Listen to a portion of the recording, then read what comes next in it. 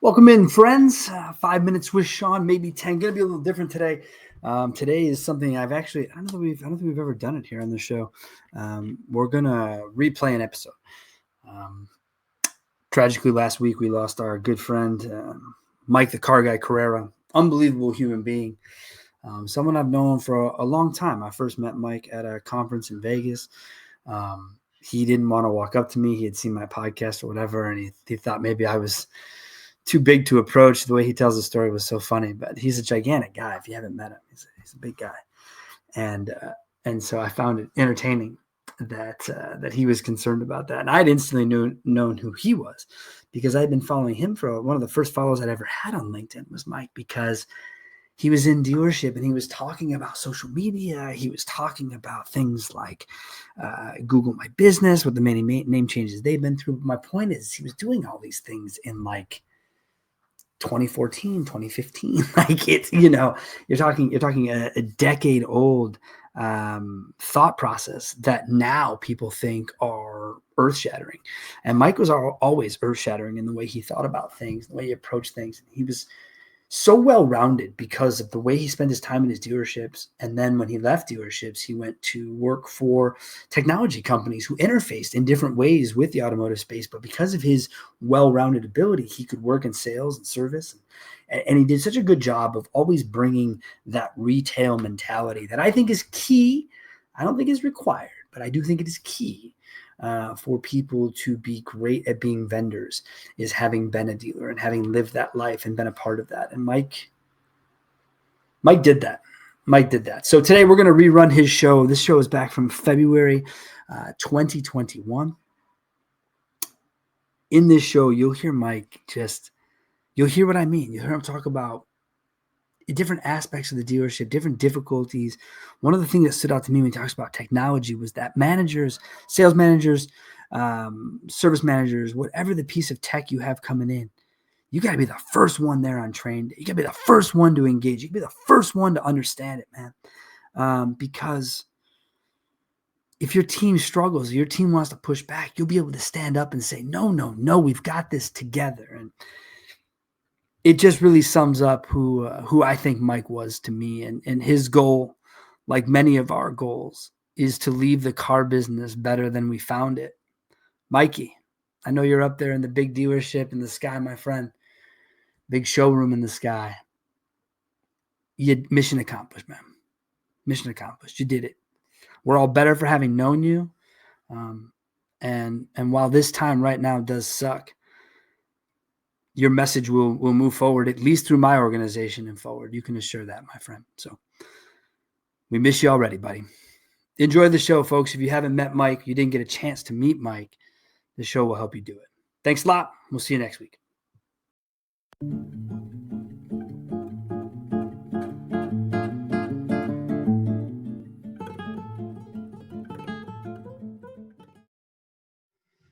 All right, welcome back in, everybody. 5 minutes with Sean, maybe 10. We're back into our sit-down edition. And this week, we're going to have some fun, do something a little different. I've known Mike for a long time. We just haven't been able to connect on this level, so I'm really excited to have him here. Mike Carrera, Dealer Built Account Manager. Mike, how are you today, man? I'm great, Sean. Thank you so much for having me on, man. Oh, you're wonderful. You're welcome, and thank you for being on. I always tell that to people. I always find it interesting when people agree. People watch the show, and then when they agree to be on, it's really, for me, it's wonderful.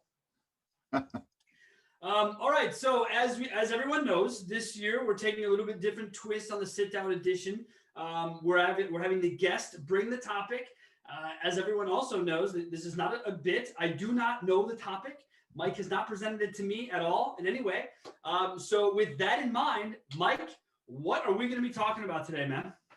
I wanted to talk about technology and the service drive. And I know it's a subject that's getting a lot of attention in a lot of different places, but I wanted to kind of put a different spin on it. We tend to talk about it from the consumer side and even from the service writer, service manager side, but I really wanted to kind of get into the technician side. And the reason is, if I back up a little bit, 35 years ago now, I'm dating myself, but I started in the car business as a tune-up and drivability technician at a Ford and Isuzu store. So I was a tech for quite a few years. And then I put my tools away, put a tie on, and obviously it went downhill from there. But the bottom line is, when I look at technology in the service drive, I always think about how much better my life would have been had I had these tools that they have available now. For instance, you probably won't remember, but in the 80s, Ford made a small sedan called a Ford Tempo, and it took Absolutely remember. Absolutely. a lot of flack. A good tempo trade in the front door in the late 90s meant you were ready to buy a car, Mike. Okay, Exactly. So that was, you always welcome a good tempo trade when You I knew started you had a selling car in the late deal. 90s. That was a deal. Guy pulled in with the Tempo, done deal. Yep.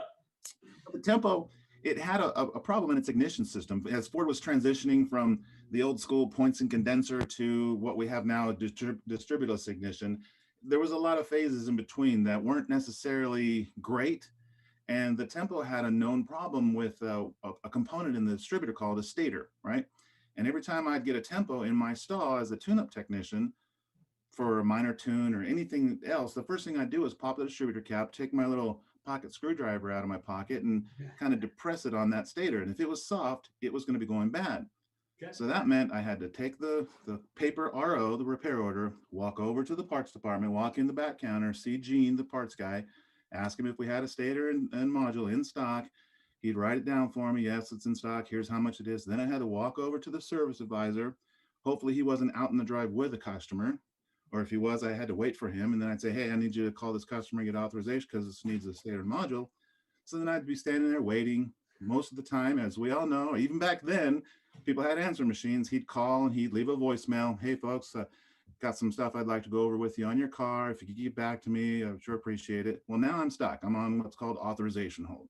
So I had to go over to the dispatcher, and she wasn't always the nicest lady in the whole wide world. And, I was the youngest guy at the dealership by like 40 years at the time as a 19-year-old punk technician. So I didn't always get the real good gravy customer pay work. I'd have to stand around and wait for some warranty or something to come in, or maybe a recall or something. So this was all downtime for me.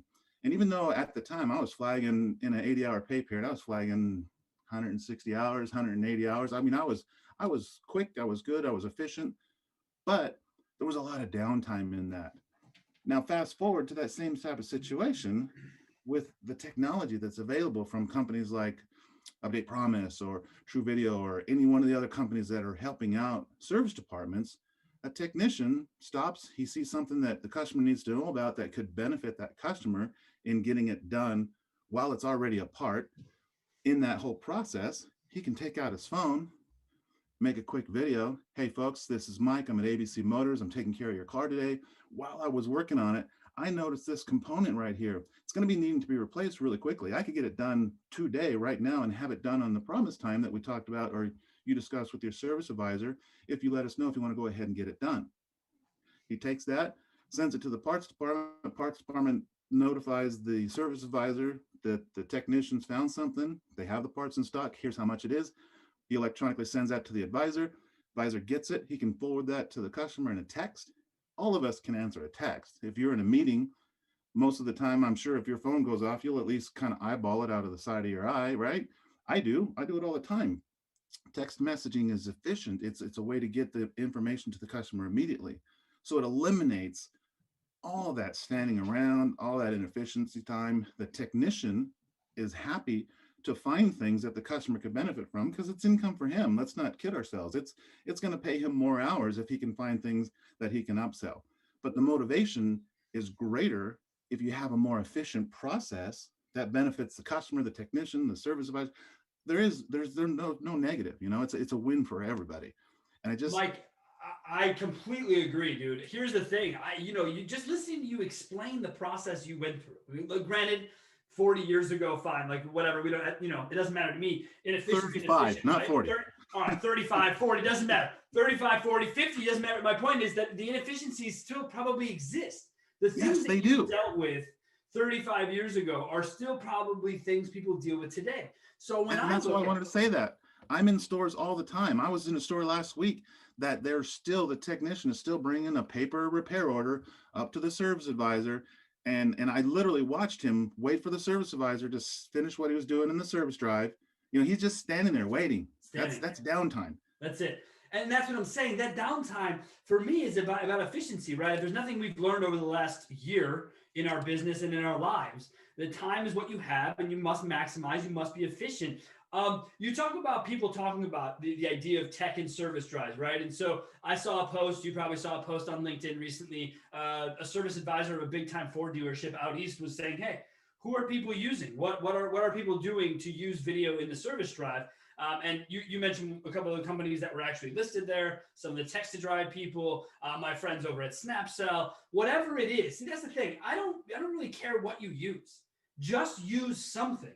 Right. And commit to using it, because the way you describe the process now was the tech shoots the video. Let's start there. Mike, how realistic is it, man? Today's tech, is this something that they're going to fit into their process? Is this something that I'm have to account for and they're going to want to be paid for? Like, how do you see that part of it, looking at it from the outside, looking in, saying, yeah, we expect people to use these tools, but will they, and what will come with that?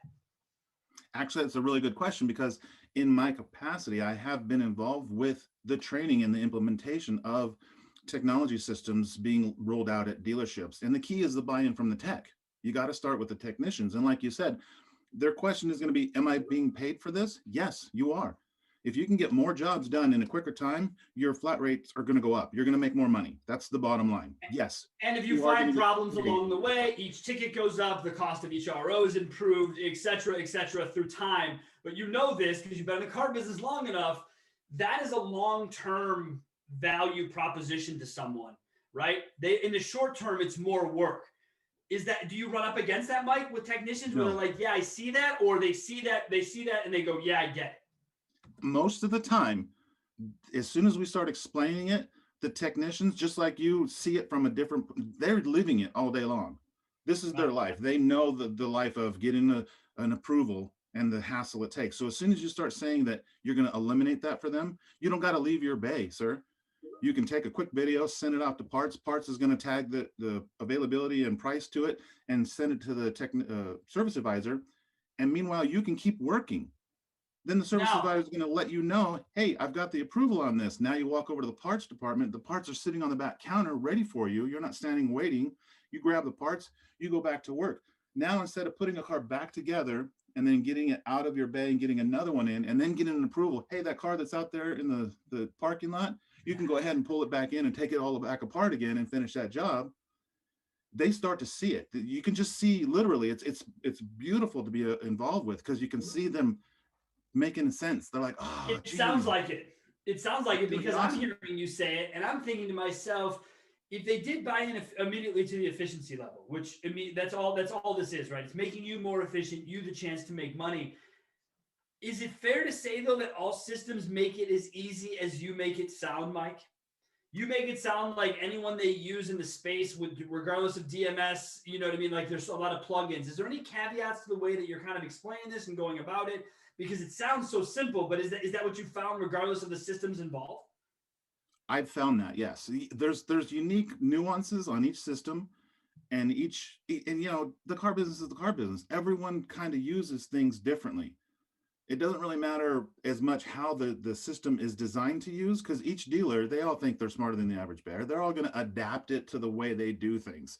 And oftentimes I have to be the one that's flexible when I'm in a dealership, because I'm trying to get them to do it this way. And they're like, no, that's not the way we want to do it. We see it being used like this. So I'm not going to fight with them. I'll just roll with it and go, all right, let's adapt it to that process. And what the system is, like you said, it doesn't matter the system as much as whether you're using the system. There are a number of great products out there, and most of them will do the things exactly in that process that I said. So, well, then that's amazing. Then that technology has come a long way too, then, Mike. Even in the last 36 months, I would say, then that technology has come a long way. And I think we're finding that across the board. You know, I think a lot of people start to look at the appointment setting process on the front end of a service drive, right? So when the consumer engagement even begins, trying to get themselves prepared for what potentially could be on that customer's list based on mileage, based on visits, based on this. So there's a lot of this sort of pre-planning where tools like this really play in. I make the joke all the time that when I was running stores, and customers would have a problem, they wouldn't believe the service advisor, or there was a transparency question or issue, I probably would have been fined $1 million. I would walk people through let's go. I'm going to take you from here through and people be like, Sean, you cannot take them into the shop. We have OSHA, we have this. I'm like, I don't care. This Safety guy's got glasses. the car on the track. I want to see it. I want them to see it. And I want to make it right. You know? And so this does that with that part of it. So Mike, when you deal with the technician, where do you see the biggest headache? Where's the biggest bottleneck right now when everyone starts to use the tech? Is it a technician? Is it an advisor? Is it parts? Where are you seeing the flow sort of still get paused up a little bit? The flow tends to be at the advisor, because the advisor, a lot of folks don't realize how overwhelming it is to be a service advisor in the service drive. I've spent time, I started in the service department. Even when I went into sales, I got to know my advisors really, really well. I completely understand their position. I know I couldn't do it.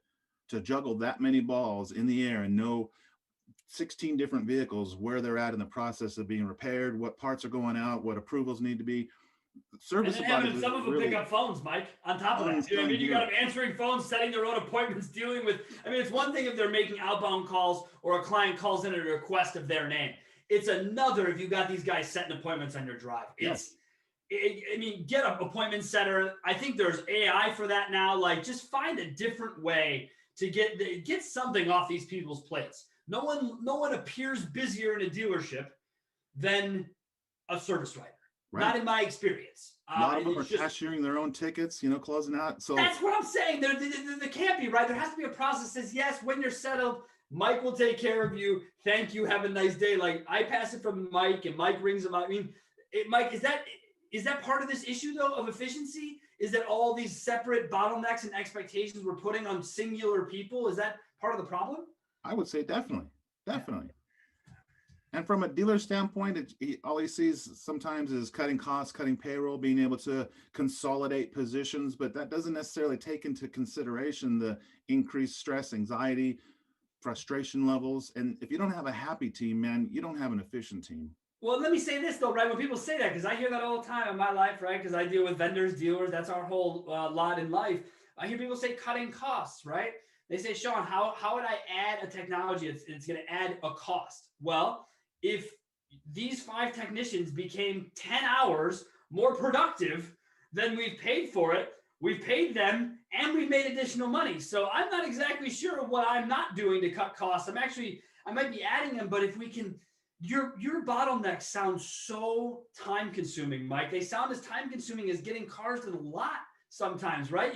Car comes off the carrier, got to go here, got to sit there, might have to go to prep. Then once it gets to prep, gets to the lot, you've been paying for the car for 2 weeks, it's not even on the front line, and that's what this feels like a little bit in the back bottleneck. How have you seen video sort of, what are the highlights for you when you see it in action? Because you're in stores and I like that about your position. So walk me through sort of some of the things you're hearing from advisors and techs about the positive side of this whole thing.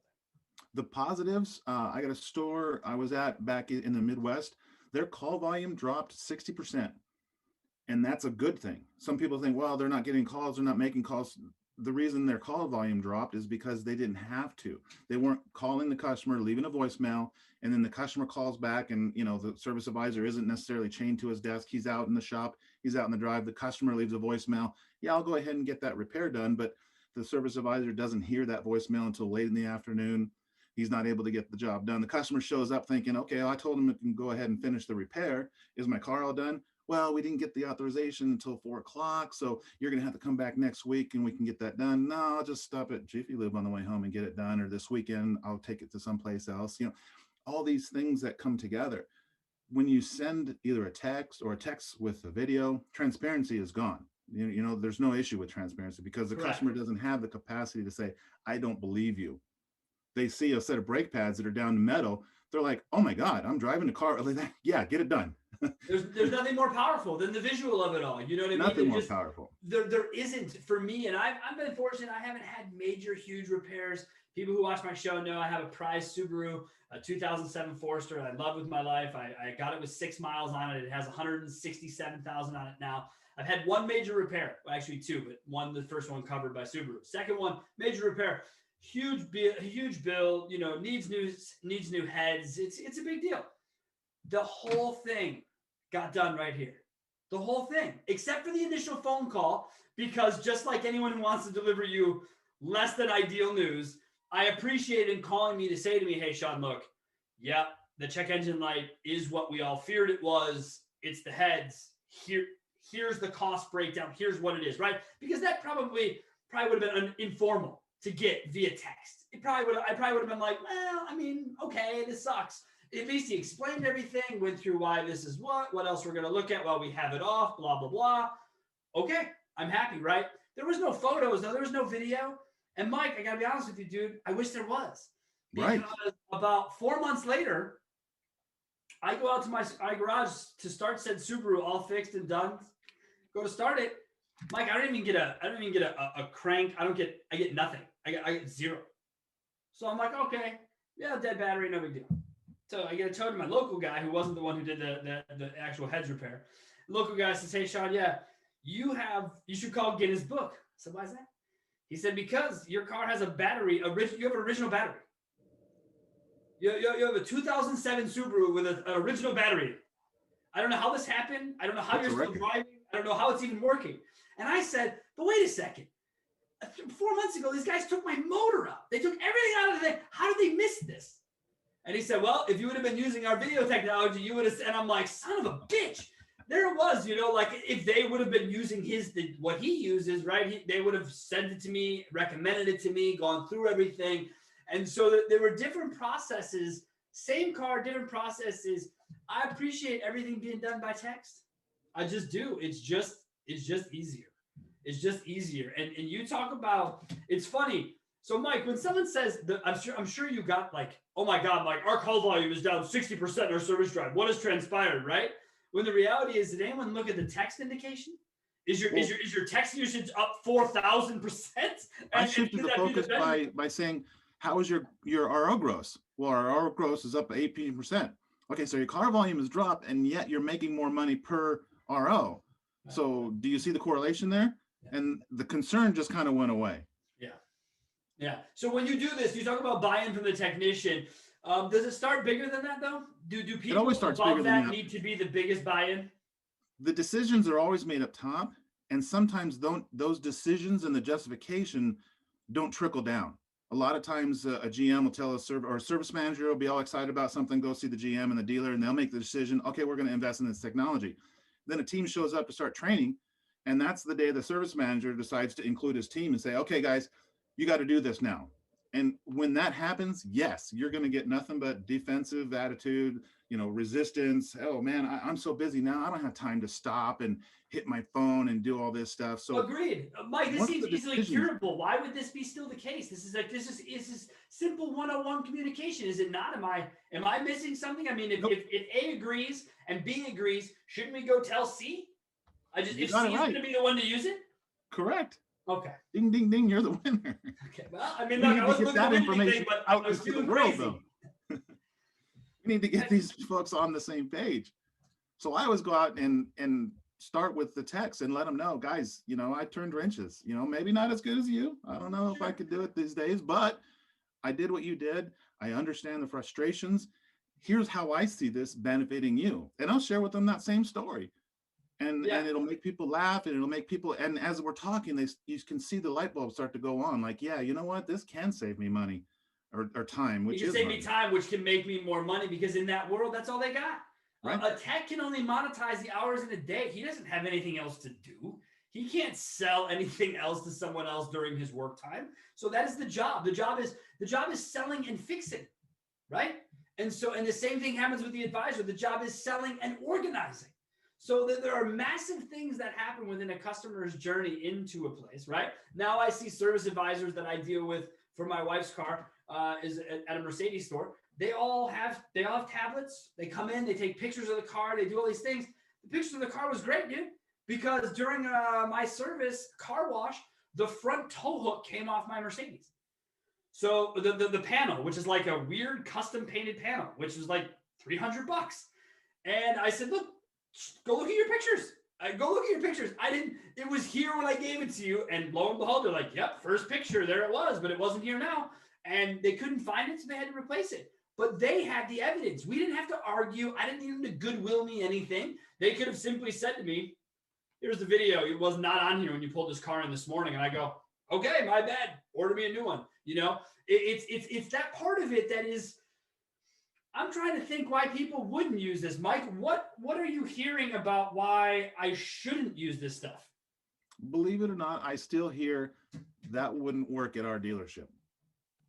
Oh, because that dealership's on Mars, and it doesn't. It services it services the rover, for God's sakes. It has nothing to do with actual cars with engines. Is that okay? It really doesn't matter what process or system I'm talking about. There's always that one guy that'll say, "Oh, I know that probably works for some of the other dealers." And if I'm in a rural area, they'll say that works in the big city. The city boys, the city guys can use that. Yeah, that works out in the country. That won't work at our dealership. And there's so much that I can't argue against that. That's just the only thing I ever say is you do have one of these, right? Like this is still like you, and they all have it right like you did. Yeah, right here or right here. It's always really close. Yet we can't. We got to be different. No, I have a couple of really great client partners who that's their belief. Their belief is, yes, maybe for you in those other places, but not here where we are and how we do things. Okay. That wouldn't work with like our you said customer. Earlier. I'm not going to argue with you. Right. I'm certainly not going to, but if I think it's good for you, Mike, and you know this, I'm a dealer advocate like yourself. So if it's good for you, I'm probably not going to stop bringing it up. I'm going to mention it all the time. I'm going to pester the shit out of you. So I like to send a text to a GM and then remind them, hey, you and I are communicating by text, right? Yeah. Oh yeah, I love it. Yeah. It gets things done. Send them a video. Customers would probably be the same way because they're just humans like you and me. Yeah, but we're not ready to do that yet. Just okay, and there it was, right? That's the therapy moment. It wasn't about if, it was about readiness. You are not ready to take the next steps. It's not that it will not work, because you have no idea. I've seen it work. I'm pretty sure it's going to work. But for you, the buffer excuse is, no, not in my market. The reality, what I'm actually saying to you is, I'm not ready to do that. I'm not ready to ask the service manager, to ask his technicians, to ask his parts manager. Have you ever met Gene? Okay, Gene's a pain in the ass. We're not going to ask parts to get involved in that. We don't want to deal with this.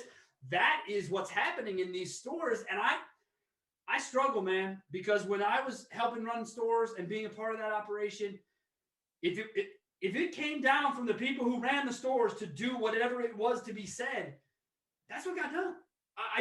The idea that now there's like this big negotiation process. I'm not saying not include people, because that's definitely screwed up. That's not what I mean.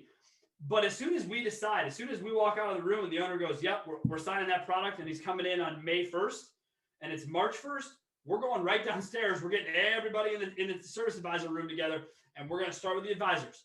And then we're going to talk to the techs, because there's two different utilizations of product, how they're going to do it, where they're going to do it. But Mike, do you see this sort of like optional behavior when you go to stores? Do half the techs get to, half the techs don't?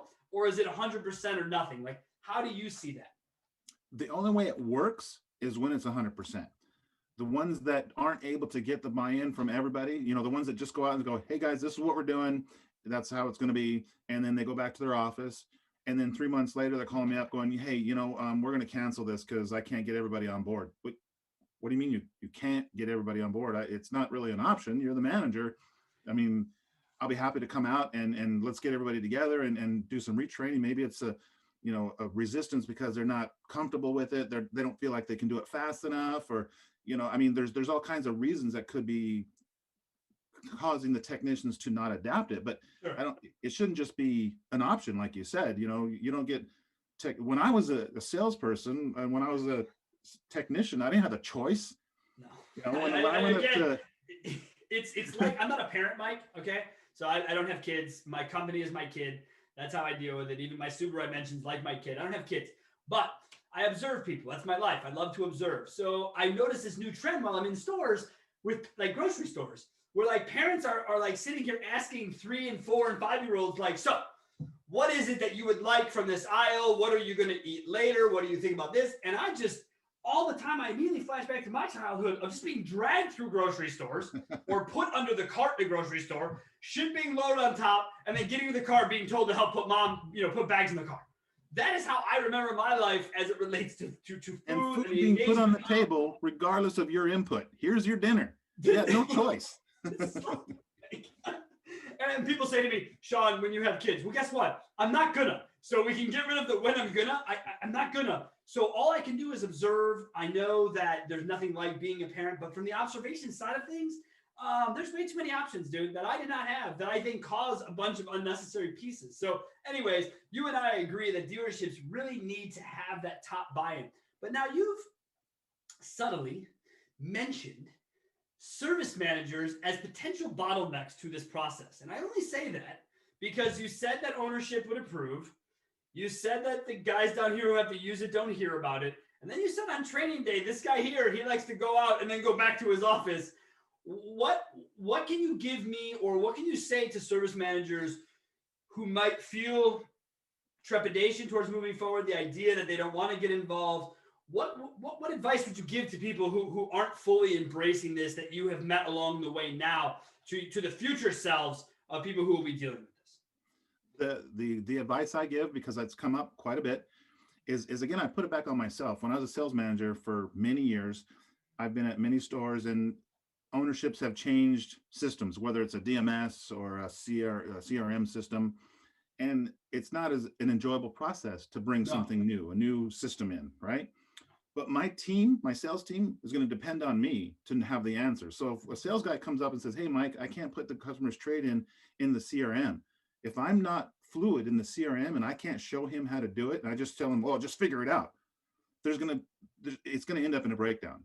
That trust, that faith, that confidence in your leader needs to be there. Yeah. So as a service manager, if you're going to expect your team to use these components and these tools that they have available to increase their efficiency, you got to know them better than they do. You've got to become a student.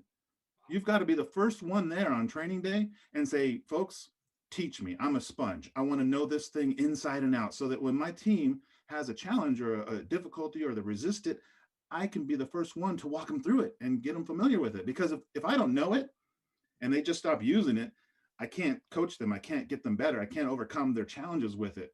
So then it becomes a breakdown. And then 3 months later, hey, cancel this thing because we're not getting our money out of it. Well, right. And that's the other thing when you look at it from the ownership perspective, the way you say that, right? The 20 groups, Mike. I've never been a big fan of 20 groups, because I think what they do is they kind of give people the weird idea that everything can run as the perfect guy of that group, and everyone wants to emulate that. Or God forbid, someone comes in to like present a 20 group and they just tear people apart for an hour, and then then your dealership thinks everything's broken, and then they come back and they're pissed off at everybody.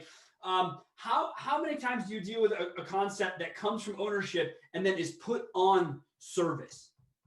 Like, is that what this is? Is that so people are getting excited about what you're speaking about, right? Because you deal with the decision makers of groups, and they get excited, and then they just take it, and it isn't a discussion. It's this is your next part to deal with. Is that right? That'll typically happen after, well, back in the old days before pandemic, after your conventions and conferences, after your digital dealer, after your NADA ownership, stop by a booth, got a demo, gets all excited, says, man, this will be great at our store. Goes back, tells the service manager, we're doing this. Yeah. There's no discussion. There's no choice. There's no nothing. Never works. In the store and I'm recommending things and I'm massaging that and I'm selling with value. This is how you're going to benefit. Talking to the techs, it's a completely different sale. But yeah, when a GM comes back from a conference or a 20 group, hey, there's a guy in my 20 group meeting that's doing this. We're going to do it. Yeah. When you force something, you get a lot of resistance. Forcing never works. You know what I mean? Like, if you don't have buy-in, don't waste your time, because all you're going to end up doing is putting yourself through the rigmarole of signing up a product, which isn't that easy anymore. There's so many different pieces and parts that go into it. Think about it for the video side, right? I mean, we got different cell phone numbers. We got different tracking. Everyone's got to have their own user ID. Everyone's got to have the communication flow, know how to use the video aspect. Like, there's a lot that goes into that. Everyone has to buy into it. And I think that's why the same thing applies to the front half of the store, Mike. I think that's why video doesn't get used a bunch in the front half, is because people don't get it. They don't buy into it. And even if it's not video, it can be text. Like, just stop trying to force things on people and just see what they want. Ask them how they want to do things. Maybe you have a customer in your drive where you say, hey, we got the phone or text option. Which do you prefer? He says phone. Okay, circle phone and call the guy. But I mean, I'm telling you, I think probably 7 out of 10 people are going to select text. I mean, is that what you've seen in your experience? That's exactly what I've seen. And back in, I want to say 2014, when I was a sales manager at a Ford store, I came across a company called ZipWhip. And at the time, ZipWhip's claim to fame was they could take your store's local number and convert it into a text number. Before a lot of CRMs had texting capability, the reason that appealed to me was my internet guys could be texting customers with the store's number, not their cell number, because then I couldn't see that conversation. It was outside of the CRM. I wanted to make sure it was all, liabilities and stuff. I wanted to see those conversations. But also for transparency, if the customer hit the number to dial it back, it would go to the store. So it was legitimate. It was a great system. After about 3 months of using it with my BDC and my internet guys, I went out to the service advisors and I said, hey guys, this is something that we're using up front. This could probably help you out. And I'm not saying I invented the wheel, because there were companies doing texting at the time. I just happened to think of the service department, which a lot of people weren't doing at the time. And I had 2 service advisors that I was really good friends with that started asking people, folks, would you like a text message or would you like me to call you? And almost every single one said, well, just text me. Okay, fantastic. I'm going to send you a text right now. It's going to have the opt-in. Just hit yes, reply to it. And that way I can text you information on your car. The cumbersome part back then was it was a separate, well, it wasn't integrated into DMS. It wasn't integrated to CRM, depending on where you did your business. But it was those guys that were using it were still finding the increase in efficiency, even though it was a separate website. They just kept it open on a different tab, and they go back and forth and text with customers. So if you give the customer the choice, say, hey, how would you like us to communicate with you? And then stay on that, you're already in. I mean, you're golden. And you just talked about it, right? So you and I earlier today, we communicated via LinkedIn text. That's what we did. That is all that these systems were for these guys. They were just a different instant message platform, different than their cell phone. Honestly, I think it was good to separate the two, especially when you were able to work it from a desktop, because the concept was, you know what I mean? It was kind of mind-boggling. We were like, I'm dialing into this desktop tool, a text, like this is so weird. But when those things work together, and depending, it doesn't matter, even if it was from the phone or from a desktop, my point is you get that engagement. You get that next level of discussion. You know the customer is going to read it. You know the customer is going to reply to it. And like you said, I like the paper trail. It's like in 2004, 2005, when I was in finance. Yes, the worst 9 months of my life, but I was there. Worst 3 years of my life. I'm right there with you. 3 years. Jeez, you are a champion, my friend. Never. 9 months, but it was during the fad of recording all the conversations in the finance office. And so I'd have to go through my rigmarole, sit down. Okay, folks, just so you know, you're being recorded. But you had never had a more powerful tool, man. When a customer said I said something in the finance office, I did not say it. Because all you would ever have to say is, folks, no problem. I'll pull your deal jacket. We'll pull the video and we'll review the tape. We'll get back to you. Oh, well, I may have not. Well, in the back pedaling right out the fucking door, bud. And it ain't coming back because the reality is it's there already. It's already there. I live in Wisconsin, which is a one-party state, single-party state. So I record all my incoming phone calls, all my phone calls, just because I do a lot of different business and it's just important to have. It's come up more than once and saved me in lawsuits, in fucking headaches, in he said, she said debates. And now you can download these things and just send them as files to people like, hey, oh, I did? Here, re-listen to that. And it's just, it's so powerful because you can no longer say, well, maybe, or I think. No. You texted me yes to this approval. You said right here you approved doing this work. You can't say to me, that's why I love a paper trail, dude. I'm all about it. It just protects everyone, even the consumers. It does, because we are also consumers, right? When you take your car into service, you are a service consumer. I don't care if you know the dealership inside and out and you used to work there. You are still a service consumer. I go to a dealership that I go to the dealership for my Subaru because they have a master tech. That's a big thing for me. I seek them out. I look at their records. It's important to me to have my car taken care of. That's why I've had it as long as I have, right? But they're not a client of mine, so they don't give a shit about me. They don't. When I walk in with my wife's Mercedes, that's my client. So I get a little bit different hello, thank you, maybe than the most, whatever, fine. But that Subaru store, I'm just another Joe who fits into the process, but all they do is text. Is the first thing they tell you now. Oh, no, you need just text us. But Mike, you know what else happens on the consumer side with text? I got a high level of expectation now that we're texting.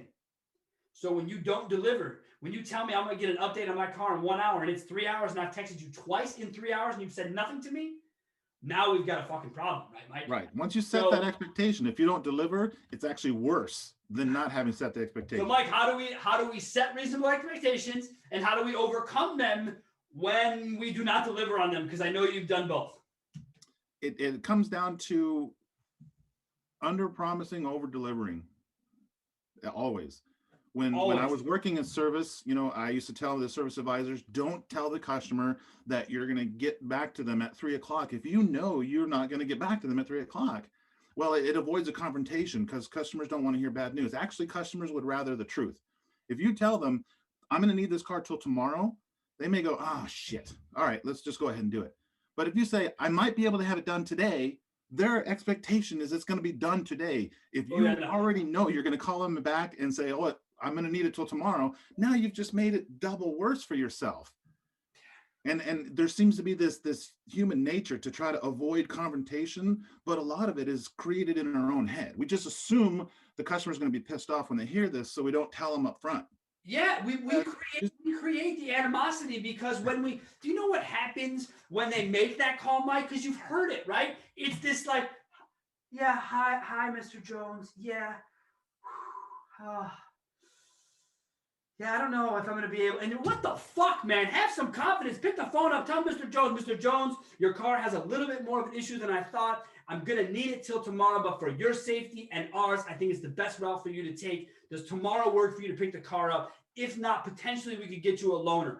That would be the conversation to have, but it doesn't go that way, Mike. Right. There's a lack of confidence because you just said it.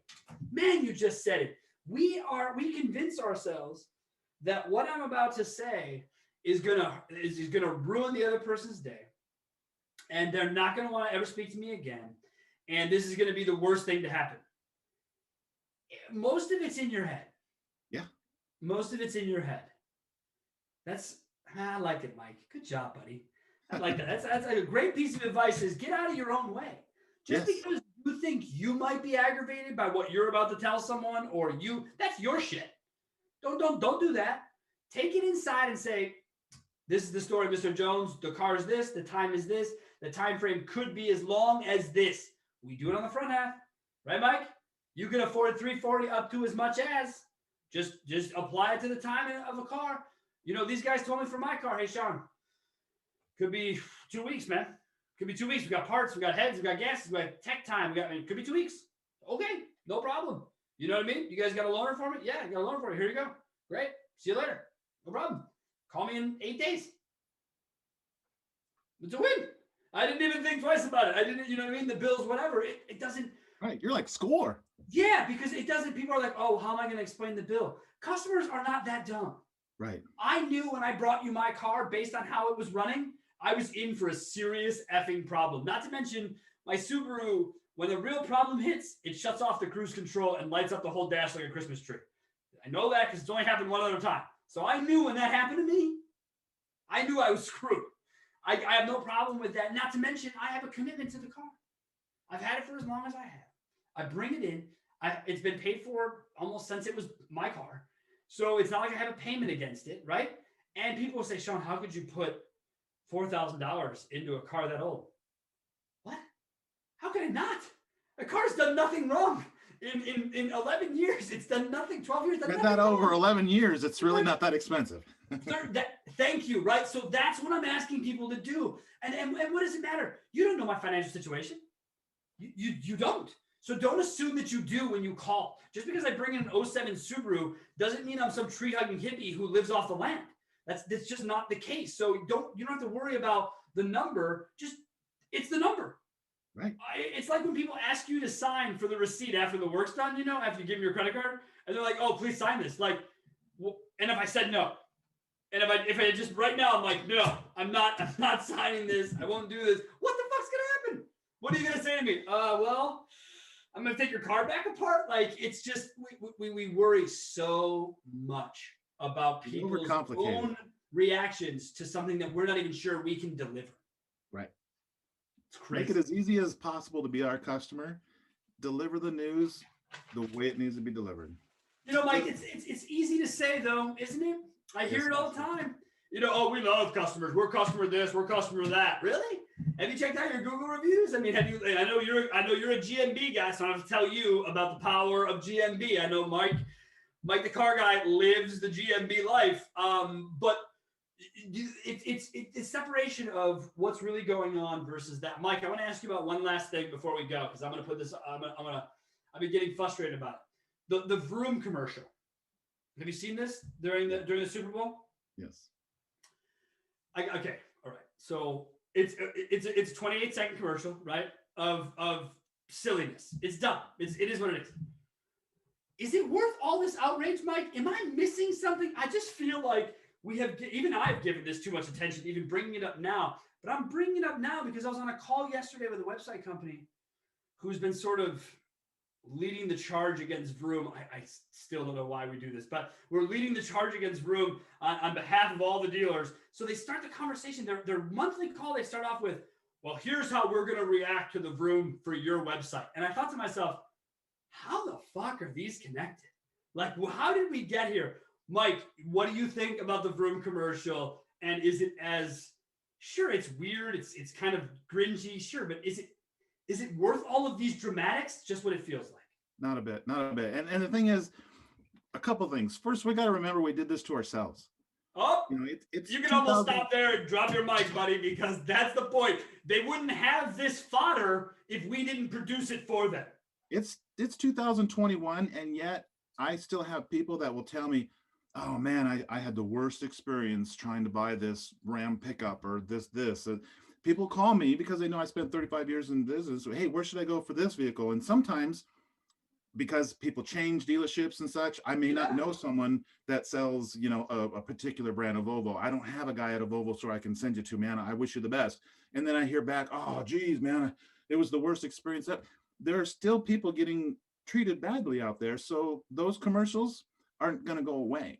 But that's not the first time someone's done that. Didn't you remember a few years ago, Edmunds had a really bad commercial, and all the big players in the car business, all the gurus out there, the trainers and stuff, made a big stink about it. And then Edmunds pulled it and said that probably wasn't the most sensitive commercial. Come on, get over ourselves. Jesus Christ. There's a reason people still have that perception. And you can't blame a business for trying to market that and manipulate that and take advantage. That's what business is, right? Find a way to make money on something and go to it. I don't blame them. I thought it was silly, but I didn't get offended by it. It's silly, but again, it's in no way is it worth this. Is it worth some crusade against Vroom? Is it worth changing our approach? The whole idea was buy local. Like, guys, what are you talking about? Like, anyone who knows anything about a car dealer knows it's already local. It's already one of the biggest parts of its local community and has been for as long as it's been standing. It generates more in sales tax than anything else. Ever. And it's part of the communities. It donates, it does the kids leagues, it does the this, it does the that. So please don't tell me to tell my clients that they should start thinking about how to sell the message of buying local. No, sell the message of ease of access. Sell the message of on your phone, on your computer, call us, text us. We don't give a shit. We're going to meet you where you want to be met and sell you a car. Why don't you start making ads that talk about robots being stupid ways to buy cars and humans being cool ways to buy cars? Why don't you go? They made it free game now. That should be the message. Hey, look, they stepped over the line. Let's go. Let's all step over the line. Then go do that shit. But sit here and tell people to change their approach or crusade against a 30-second spot sounds like a bunch of nonsense, Mike. We want to make those commercials obsolete. We got to change our industry. That's it. That's it. We got to become a better place. Everything Vroom can do, but with people in service departments. That's the reality. Yeah. You might not have a flatbed truck, but don't worry. Mike, didn't you just post something about the consumer blended idea here of where they actually still want to come into the store? They want this hybrid of doing everything they can before they get there and then still showing up. Didn't I see a post with you with that? Yeah. In the latest Google dealer handbook, they're saying that 74% of people made up their mind online about the car they want and the dealership they want to buy from without engaging with that dealership. In other words, they didn't submit a lead or call the store. They just showed up there and they were already decided. So the deal was already pretty much done. It was the dealers to lose.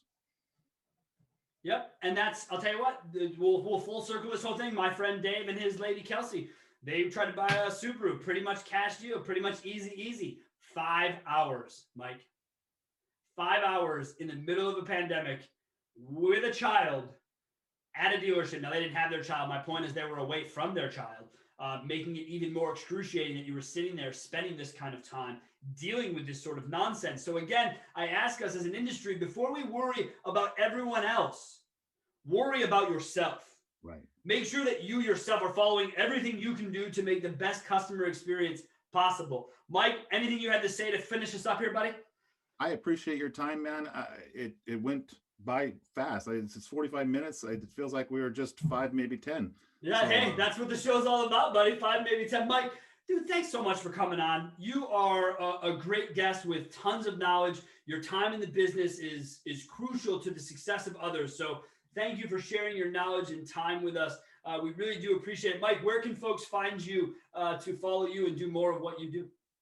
Google Mike the Car Guy. You'll come up with any one of a dozen ways to find me. Whatever you like, I'm there. Whether you're on Twitter, LinkedIn, Facebook, find me. Look at this guy. He is not only telling you the message of connecting with your consumer wherever they want, but he's offering it to you to connect with him wherever you want. Mike, right. You are the best, man. Thank you so much for being on. And thank all of you for watching. We all appreciate it. Don't forget to tune in next week. We are going to keep the dealers rolling. Thank you guys so much and have a wonderful week.